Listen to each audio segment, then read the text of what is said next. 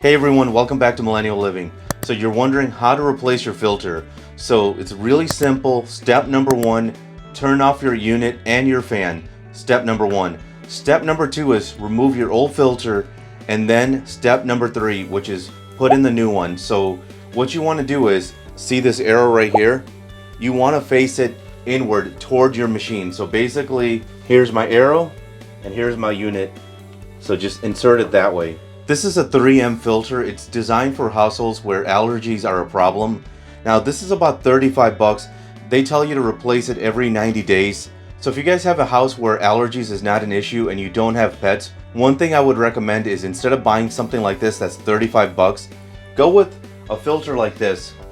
This I got at Menards and there was a box of 12 and this is 15 bucks. And so this one they recommend replacing it about every 30 days.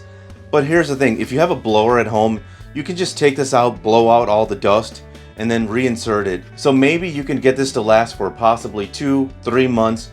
And like I said, a box of this, in which there's 12 of them, is 15 bucks.